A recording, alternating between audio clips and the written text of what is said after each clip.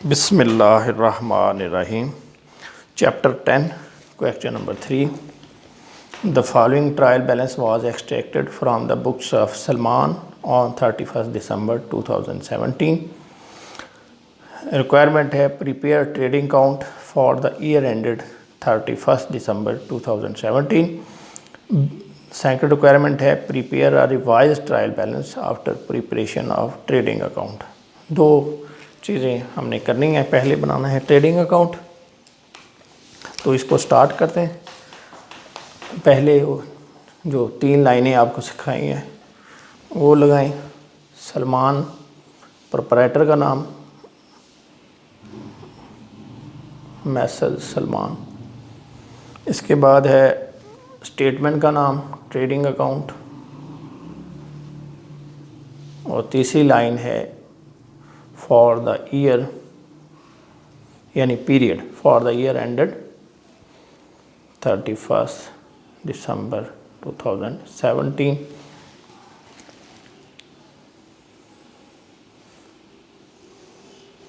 ये debit side और credit side.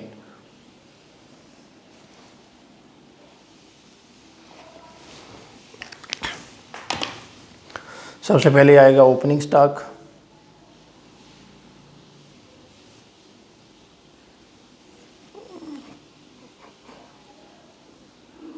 इधर रुपीज़ भी लिख दें।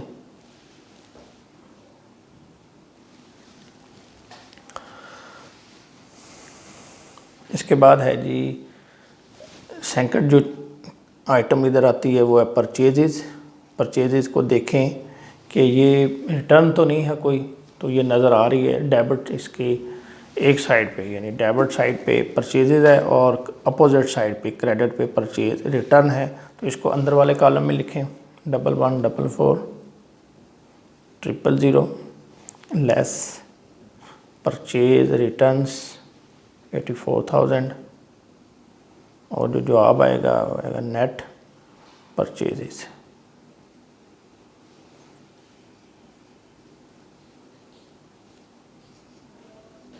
$106,000। इसके बाद नेक्स्ट इधर आते हैं जो आते हैं डायरेक्ट एक्सपेंसेस। तो इसमें purchases and debtors carriage inward दिया हुआ है, ये डायरेक्ट एक्सपेंस है कैरेज इनवर्ड, ये 24,000। कैरेज आउटवर्ड ये इनडायरेक्ट एक्सपेंसेस है, प्रॉफिट एंड लॉस अकाउंट में जाएगा। ये जी कंप्लीट होगी साइड। अब इधर आ जाए सेल्स है। सेल्स अगर रिटर्न नहीं है तो बाहर लिखेंगे, अगर रिटर्न है तो अंदर वाले कॉलम में 1684000 लेस रिटर्न्स यानी सेल्स रिटर्न्स।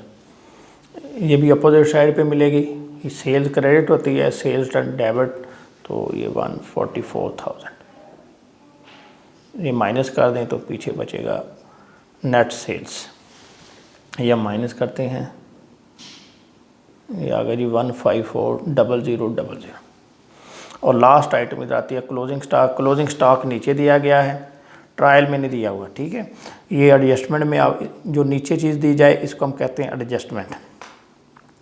ये हम अगले चैप्टर में, इस चैप्टर के बाद जो नया चैप्टर स्टार्ट करेंगे उसमें ये आएगी एडजस्टमेंट। उसमें तफसील से इसको देखा जाएगा। तो ये क्या होती है, एक तो हम इसको इधर लिखते हैं और जो चीज़ें बच जाती हैं ये हमारा एसेट भी होता है, और यानी ये इधर भी लिखी जाएगी और बैलेंस शीट में भी एसेट साइड पे लिखेंगे जब हम बैलेंस शीट बनाएंगे। यानी इसकी 2 जगह पे एंट्री होगी, एक ट्रेडिंग अकाउंट में इधर और दूसरा बैलेंस शीट में एसेट साइड पे।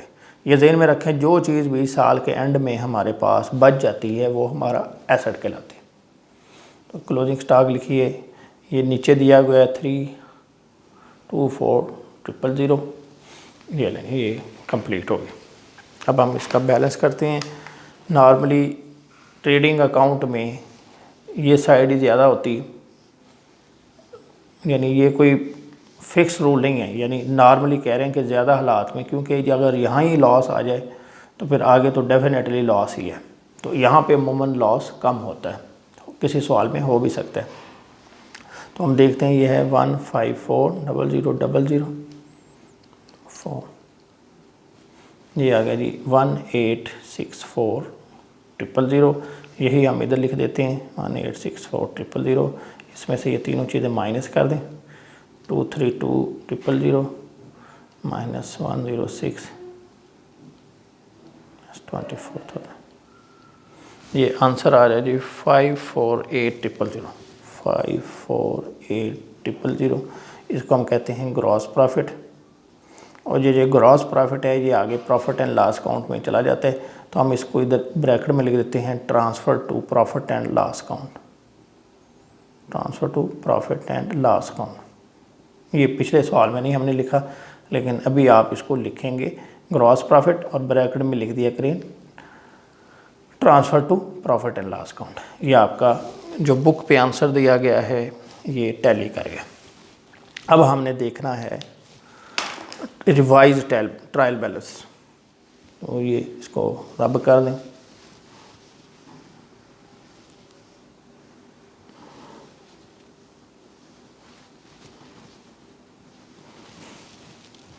ये लिखा रहने दें आप, और इसके बाद आप लिखिए रिवाइज्ड ट्रायल बैलेंस या ट्रायल बैलेंस। और ये हम कब बना रहे हैं, आखिरी जो डेट है एज ऑन 31 दिसंबर 2017। अभी आपने क्या करना है, यानी ये आपके सामने बुक है, जो एंट्रीज ऊपर ट्रायल बैलेंस में जो चीज़ें चली गई हैं ट्रेडिंग अकाउंट में वो छोड़ दें, वो इसमें से निकाल दें, वो नहीं लिखनी। बाकी जो कुछ है वो एज इट इज़ लिख देना है। तो अभी हम स्टार्ट करते हैं, 2 कॉलम बनाएं ट्रायल में, डेबिट कॉलम और क्रेडिट कॉलम, ठीक है। और इधर रुपीज़ लिख दें, रुपीज़, ठीक है। इधर जो है वो आपके पर्टिकुलर्स आ जाएंगे। ओपनिंग स्टॉक ये जो है चला गया था ट्रेडिंग अकाउंट में। अच्छा, सबसे पहले आप ये करें कि ये जो आपका, बल्कि इसी से चलते जाएं, ओपनिंग स्टॉक उधर चला गया था ट्रेडिंग में, ये नहीं लिखना। बिल्डिंग एसेट होता है, ये हमने अभी बनाया ही नहीं, बैलेंस शीट नहीं बनाई, यानी सिर्फ ट्रेडिंग अकाउंट बनाया, तो ये इधर एज इट इज़ ये आ जाएगा 4 लाख। इसी तरह परचेजेज ये उधर जा चुका है ट्रेडिंग अकाउंट में, छोड़ दें। सन्ड्री डेटर्स ये भी आ जाएंगे इधर, सन्ड्री डेटर्स 556,000। आगे है सेल रिटर्न, ये उधर लिखा जा चुका है। कैरेज इनवर्ड ये भी लिखा जा चुका है। कैरेज आउटवर्ड ये नहीं हमने लिखा।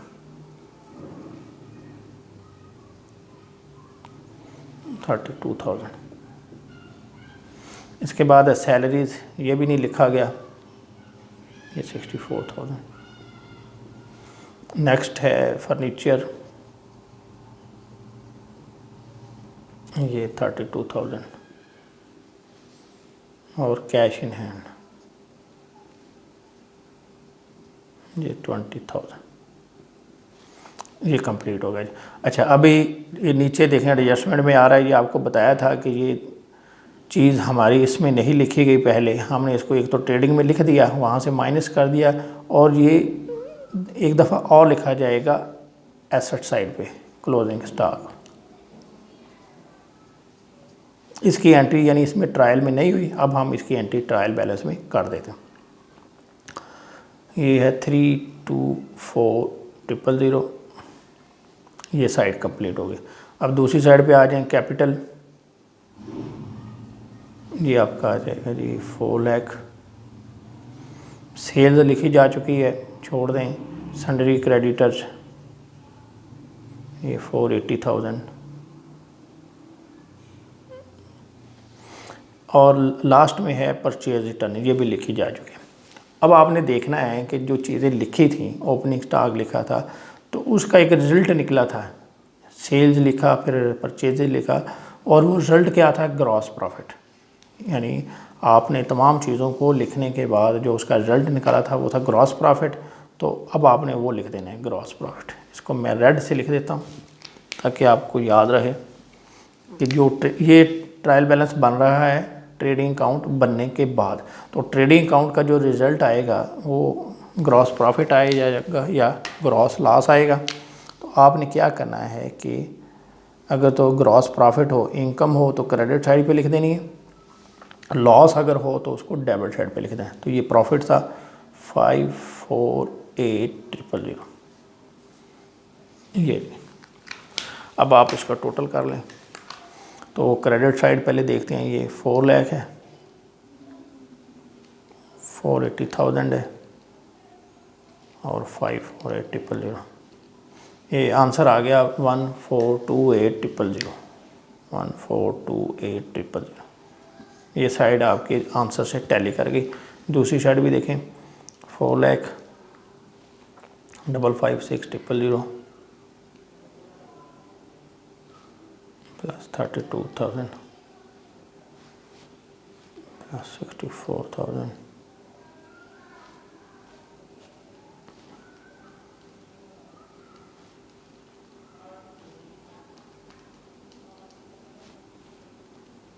ये भी आ गया 1,428,000 टोटल। ठीक है जी, ये आपकी जो है दोनों साइडें मैच कर गई और रिवाइज ट्रायल बैलेंस भी बन गया और सवाल की जो दोनों रिक्वायरमेंट है ट्रेडिंग अकाउंट और रिवाइज ये आपकी पूरी हो गई। उम्मीद है आपको ये समझ आ गया होगा। कोई चीज़ पूछने वाली हो तो कमेंट्स के ज़रिए पूछ सकते हैं। Thank you very much.